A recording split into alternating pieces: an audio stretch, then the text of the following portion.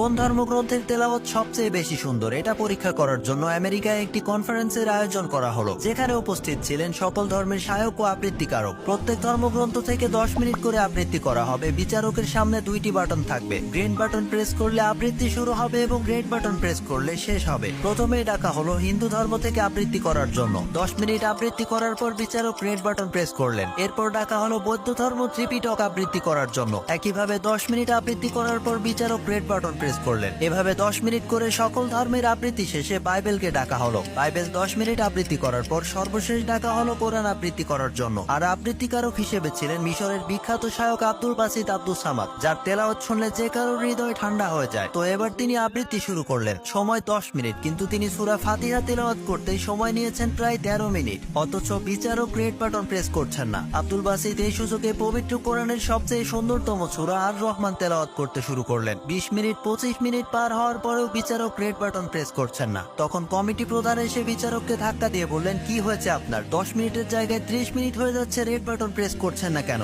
বিচারক চমকে উঠে বললেন, কি হয়েছে? কিসের 30 মিনিট, কিসের রেড বাটন? আব্দুল বাসিতের তেলাওয়াত শুনে বিচারক তার হুঁশ হারিয়ে ফেলেছিলেন। আবার যখন তিনি তেলাওয়াত শুনছেন, আবারও তিনি হুঁশ হারিয়ে ফেলছেন। অবশেষে বিচারক আব্দুল বাসিতকে বললেন, আপনার জন্য আজকে কোনো টাইম লিমিট নেই, আপনার যতক্ষণ ইচ্ছে তেলাওয়াত করে যান। 40 মিনিট পর আব্দুল বাসিত সম্পূর্ণভাবে সূরা আর রহমান শেষ করলেন। এরপর ওই বিচারকের বিরুদ্ধে আন্তর্জাতিক আইনে 3টি মামলা হলো এবং তাকে আদালতে নেওয়া হলো। এরপর ওই বিচারকের কি বিচার হলো সেটা দেখবেন সেকেন্ড পার্টে।